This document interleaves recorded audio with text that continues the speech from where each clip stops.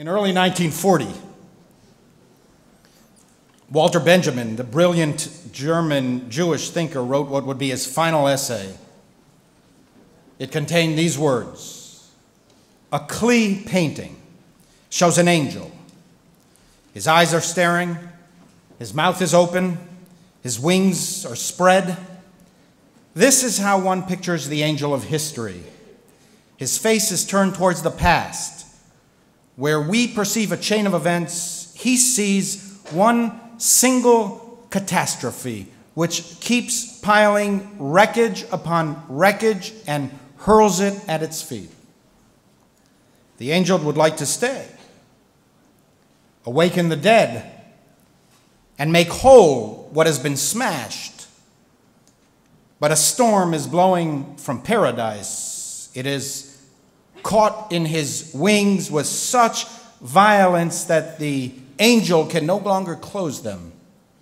The storm irresistibly propels him into the future to which his back is turned, while the pile of debris grows ever skyward. The storm is what we call progress. The angel of history can only face the past. Even as he is propelled towards the future, he cannot see it. He cannot turn around. He cannot close his wings. The storm prevents it. He can only see what has already transpired. And he sees not what we would see: a chain of historical events, one event after another. The angel sees only one single catastrophe. History for him is wreckage and destruction. He would like at least to change the past, to stay a while, to awaken the dead and make whole what has been smashed. But alas, this too is beyond him. He is powerless in the face of the storm. The storm comes from paradise itself. It has been raging since the beginning of time. It's what we call progress. If I were to hitch a ride on the angel's wing and with him embark on a fantasy flight back to Jewish history, the angel would point not to a series of events, but to one single catastrophe that in the name of progress keeps piling Jewish wreckage upon Jewish wreckage ever skyward, the debris reaching the gates of heaven itself. But I, not being an angel, would want to see a series of events. I would want to see Egypt, to stop for a while and witness the deliverance with my own eyes, to feel the birth pangs of freedom when oppression was discredited for all time. Wait, slow down. There is Moses in the palace of the Pharaoh. Did you hear that? Shlach et ami. Let my people go. I'd like to go down and see the great day of the Lord, the humbling of the taskmaster, slavery's sea split, and the glorious birth of a people sworn to uphold liberty, dignity, and justice for all time. Wait, slow down. There is Moses descending from the mountain with the 2 tablets of stone carved into the very foundations of Western thought. There is Joshua crossing the river Jordan. There is David and his son Solomon. And there on Mount Moriah is the temple. What a magnificent time to be alive, emancipation and deliverance. But we would be propelled quickly forward by the storm blowing from paradise, I on the wing of the angel of history. History is only catastrophe, he would say. In the blink of an eye, he would show me destruction. Destruction of the temple, exile, and a pile of debris growing ever skyward, reaching the gates of heaven itself. Wait, at least let us go down and stay for a while to awaken the dead and make whole what has been smashed. But alas, the storm from paradise keeps blowing, and we are hurled into the future, it's what we call progress. I'd like to stop and see the return of the exiles from Babylon, but the angel of history cannot stop. Down below, the restoration of the temple would whiz by, the restoration of sovereignty, the restoration of the Jewish state, the glorious return of the Jews to the land of the Jews, and the rebuilding of God's home in the city of the Jews. What a magnificent time to be alive, emancipation and deliverance. But we would be propelled quickly forward by the storm blowing from paradise. I, on the wing of the angel of history. History is only catastrophe, he would say. In the blink of an eye, he would show me destruction. Destruction of the second temple, exile, and a pile of debris growing skyward to the gates of heaven itself. Wait. At least let us go down and stay for a while to awaken the dead and make whole what has been smashed. But alas, the storm from paradise keeps blowing, and we are hurled into the future. It's what we call progress.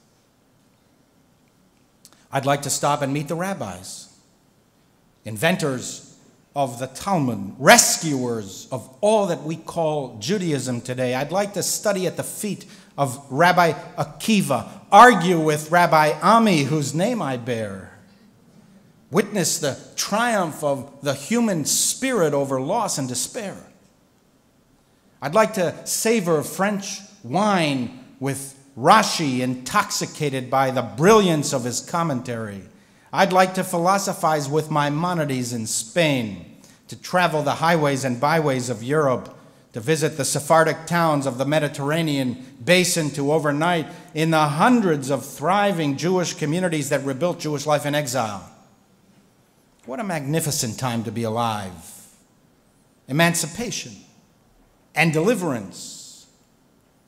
But we would be propelled quickly forward by the storm blowing from paradise. I, on the wing of the angel of history. History is only catastrophe, he would say. In the blink of an eye, he would show me destruction. Pogroms, persecutions, blood libels, fires raging in the shtetls, wholesale religiously inspired murder, a pile of debris growing skyward to the gates of heaven itself. Wait. At least let us go down and stay for a while to awaken the dead and make whole what was smashed. But alas, the storm from paradise keeps blowing, and we are hurled into the future. It's what we call progress. I'd like to stop and meet the Jews of the Enlightenment, to dine in their fine homes, to watch as they helped invent modern science, composed great music, wrote great literature, cured disease, and financed with their entrepreneurial talents so much of the glory of Europe. I'd like to hear of their unshakable faith in science and reason, the solution to the Jewish problem, and the ultimate salvation for all humanity. What a magnificent time to be alive. Emancipation and deliverance. But we would be propelled quickly forward by the storm blowing from paradise. I, on the wing of the angel of history. History is only a catastrophe, he would say. In the blink of an eye, he would show me destruction, the burning of what they call Jewish science, Jewish art, Jewish music, Jewish morals, Jewish philosophy, and ultimately the burning of the Jews themselves. The angel of history would show me the ghettos, the railways, the furnaces, the chimneys, the ovens, the mass shootings, a pile of debris growing skyward to the very gates of heaven itself. Wait. At least let us go down and stay for a while to awaken the dead and make whole what was smashed. But alas, The storm from paradise keeps blowing, and we are hurled into the future. It's what we call progress. And so my fantasy flight has landed me back here in our time. We have done what Jews have always done. We have scratched and crawled our way up from the deepest valley of destruction to the ascendant heights of deliverance, always life-affirming, always looking up. There are always better days ahead. Mindful of the wholesale destruction of the last century and the blood-curdling threats of this century, we have risen from the ashes. It's what we call progress. Many of us live in the Golden Land. Most of the rest of us in the Promised Land. What a magnificent time to be alive. Emancipation and deliverance. While the angel of history sees only one single catastrophe, we see another glorious age upon us. For Jews, history is not the history of wreckage. For us, history is the history of getting up from wreckage. What enormous forces of will were implanted within us so that we could rise time after time. As the stunning Midrash teaches, on the day that Jerusalem was destroyed, the Messiah was born. The seeds of Jewish revival were already planted in the soil of destruction, waiting to be reawakened and to thrive again. What bothers me about us is that we seem to have lost much of what has kept Jews alive from one catastrophe to the next. If you were to take a fantasy flight on the wing of the angel of history, you would see that even the great civilizations thrived but for a moment in time. Once knocked down, they couldn't get up.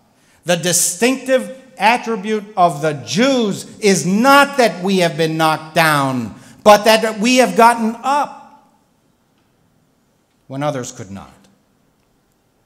They disappeared, and we did not, because all of their conquests, all the wealth, all the power are nothing in comparison to the power of an idea. The driving principles that pervade every fiber of a civilization's body. It's the ideas that last. The principles endure. The intensity of the convictions is what counts. What do you stand for? What defines you? What do you think is the idea of Judaism that you have inherited and that is responsible for you being here, while the Egyptians, the Babylonians, the Persians, the Greeks, and the Romans are no more? What do you want to transmit to the next generation with passion matching the intensity of those who transmitted it to you? So much of the Jewish world is spiritually uprooted, emotionally adrift, religiously homeless, and intellectually perplexed. We don't really know what we believe. We don't really know what Judaism means. The Jews of America are not at risk of life and limb. No persecutors threaten us. But we are more in crisis today than many past Jewish eras. We are bereft of ideas. A generation is like a living stream. Principles and convictions pouring into its bedrock institutions, and there, filtered by the rock of ages, surges forth to water the tree of life. In the long run, it is not about any wealth, influence, or power we may have today. They are nothing in comparison with the current of convictions. Is that current strong today? Look, for example, at the campuses. How young Jews are completely overwhelmed and outmatched by people who actually know what they believe, even if those beliefs are noxious. Many of our children, you know that I love these kids. They are the most intelligent, the most articulate, the most curious, the most resourceful kids in the world, are struck dumb by aggressive, single-minded Israel bashers and Jew haters and have no idea how to respond. Many of our kids can speak so convincingly about racism, sexism, elitism, classism, and chauvinism. They nerve us with their idealism, optimism, egalitarianism, pluralism, liberalism, humanism, and altruism, but they are inarticulate about Judaism, let alone Zionism. And now, when they are in college, now we want to invest Judaism in them.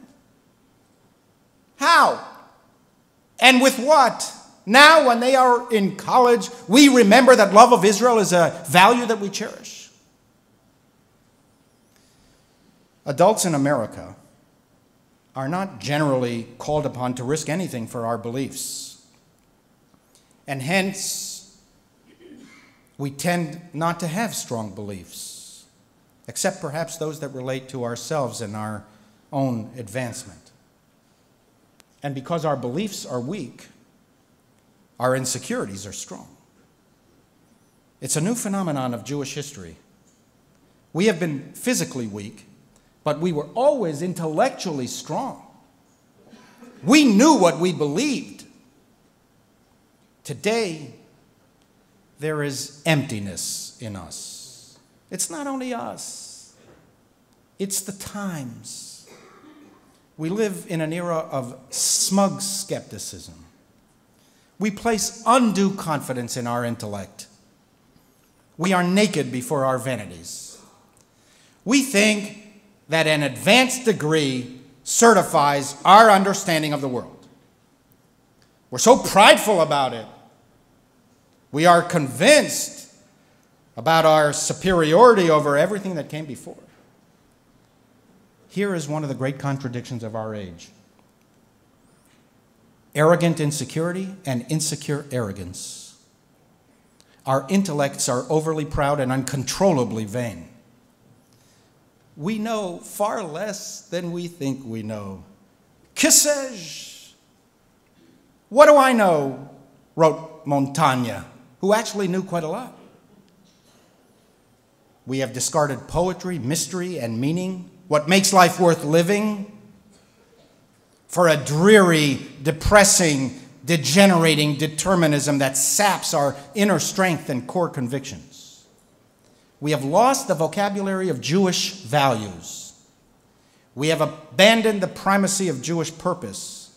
Is it any wonder that young Jews cannot articulate a Jewish thought? There is unwarranted disdain for religion today. All this talk in the Talmud and the texts about our troublesome impulses, our propensity for destruction, our conflicting natures, this penetrating religious analysis pursued for millennia about what it means to be human. I can circumvent all that repentant stuff. I can avoid all the hard work of improving my character. These are vestiges of ages past, superstitions convincingly discredited by modern thinkers. Far from being an appendix of a primitive era, religion is our crowning achievement as human beings. Religion addresses our deepest cravings to understand the universe and our own internal world.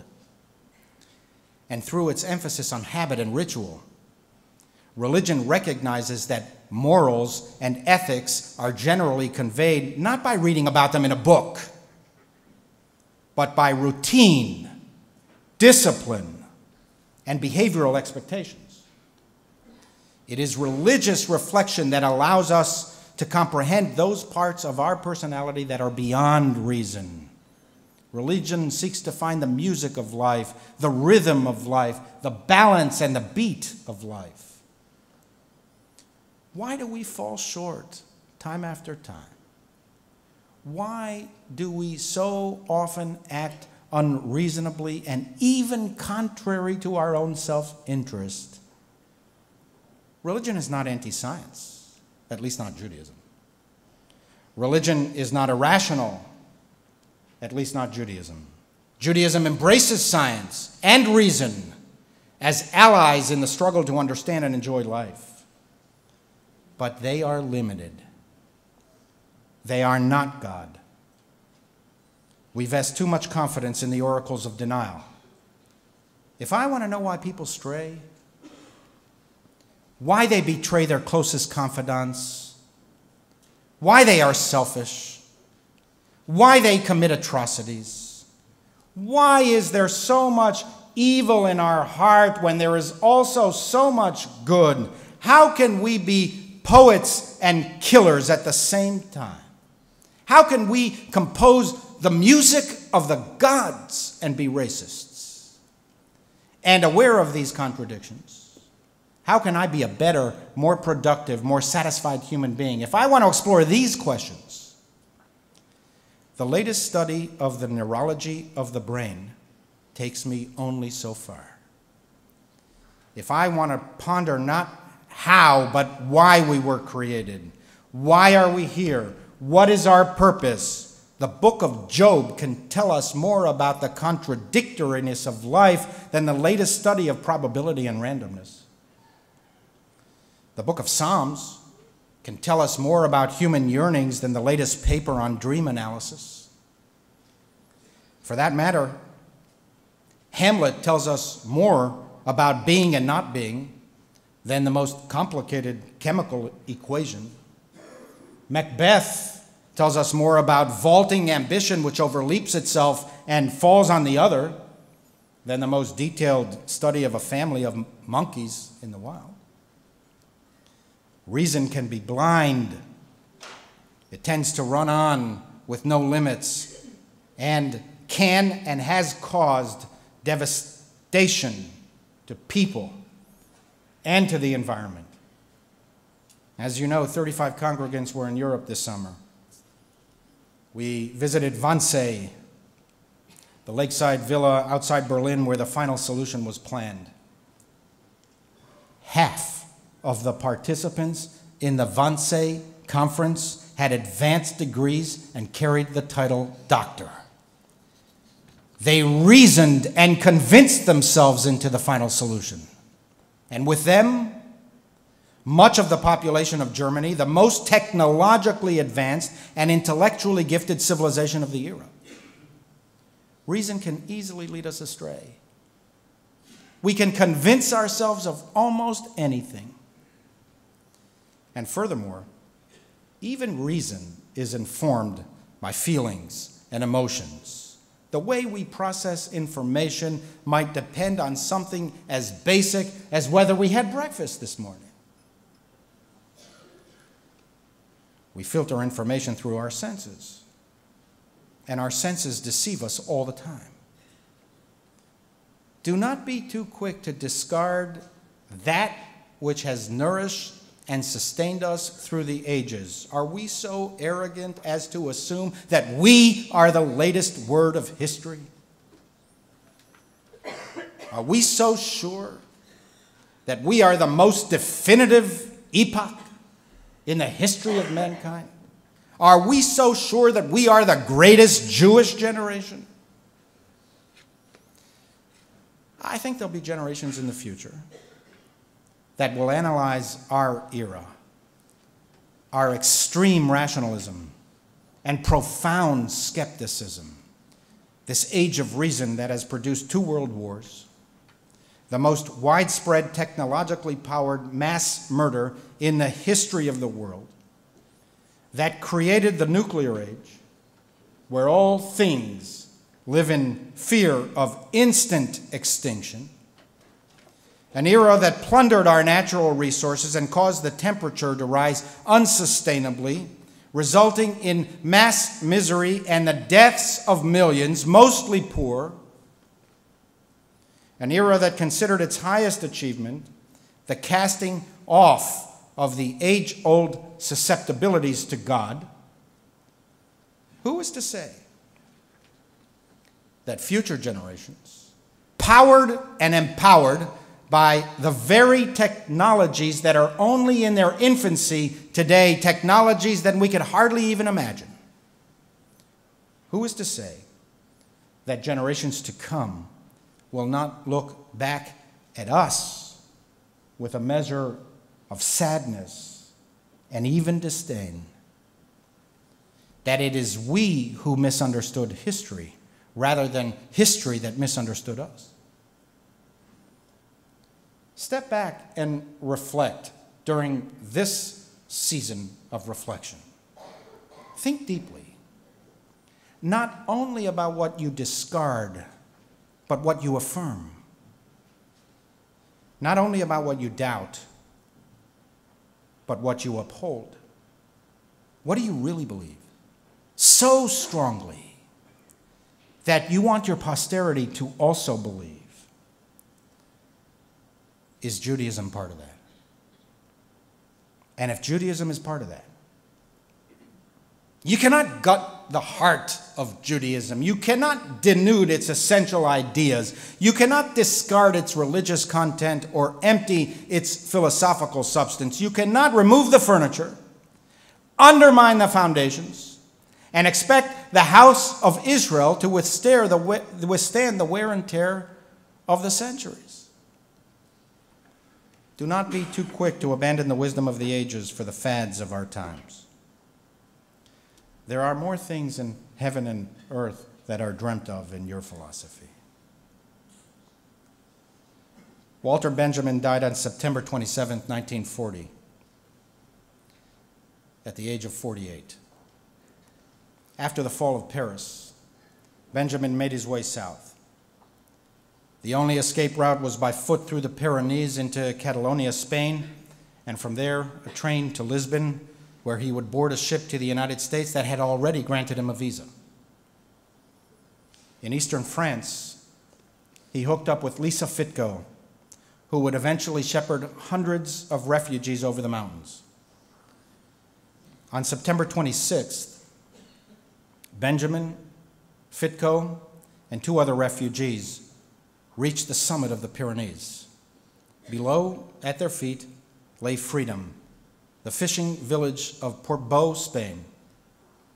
Fitko returned to France, and the escape party made their way down into the village. It was an arduous journey for Benjamin. He had a heart condition and had to rest every 10 minutes. His companions feared that he would die on the mountain. He insisted on lugging a heavy suitcase with him, scratching, crawling, falling, dragging it up every narrow path. Lisa Fitko later described how Benjamin wouldn't part from the suitcase. He said that it contained a valuable manuscript, some major new work that he had been laboring over for years. The briefcase is the most important thing I have.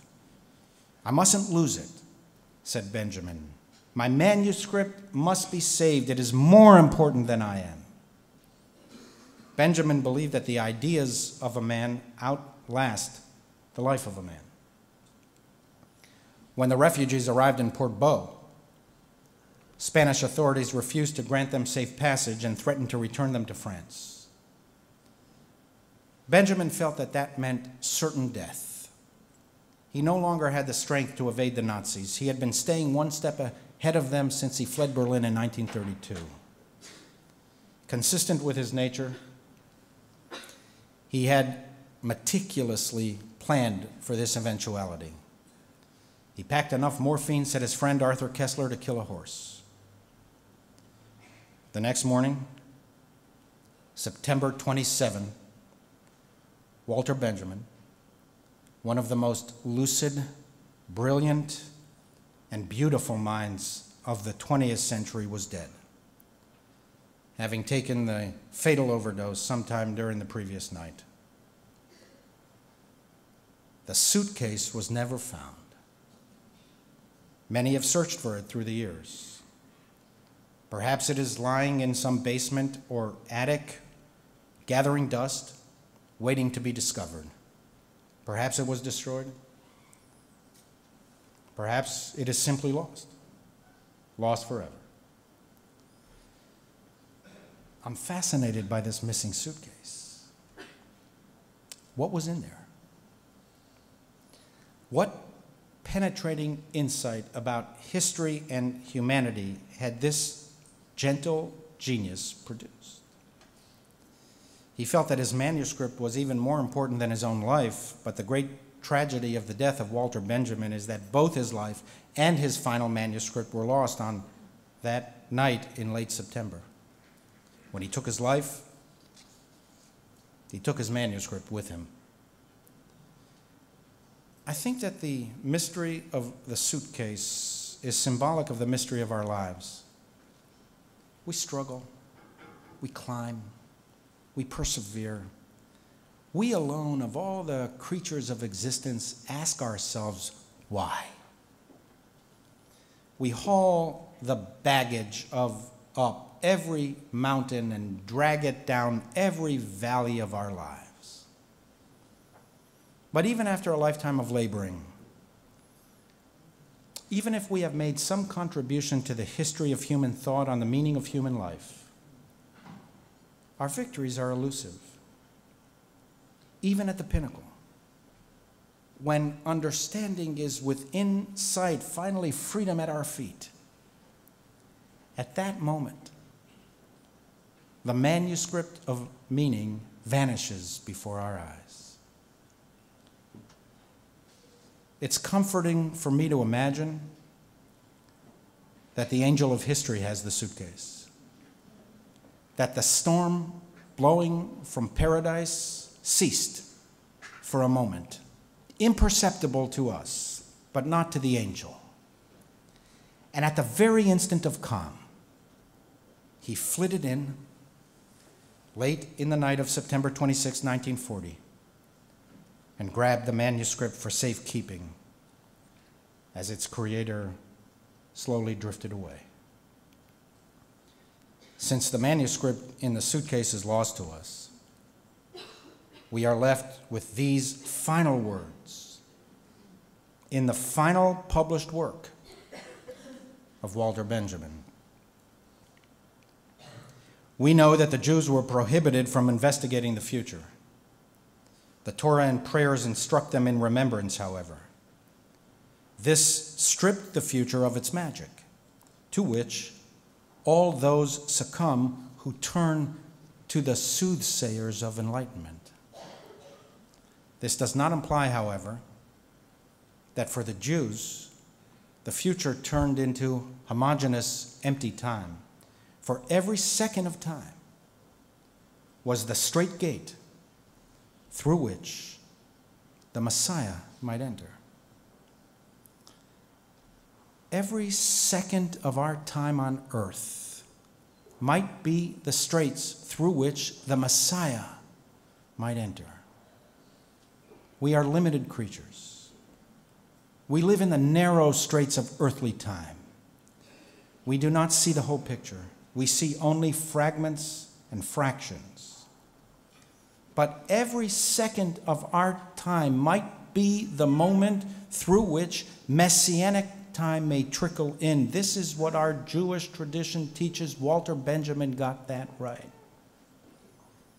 Every moment is pregnant with potential and possibility. Never give up. Never despair. Get up. Rise and rise again from one catastrophe to the next and continue to climb toward the heights, lugging your suitcase of questions and your manuscript of meaning with you.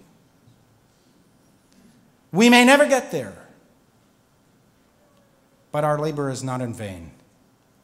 Our struggle to reach the top, to understand our world, is our way of awakening the dead and making whole what was smashed, to give their lives meaning by finding purpose in our lives. our principles clear, our values secure, the current of our convictions strong as it flows from one generation to the next. The Torah and the prayers instruct us that our actions can make a difference. Our purpose is to break open the narrow straits of history, to vest history with meaning, and to vest our lives with purpose. Evil can be vanquished and good can reign. And at that moment, when the narrow straits of our time are penetrated by messianic time, the storm from paradise will break. Our days will be calm. The angel of history can finally rest, and all creation will be at peace. Amen.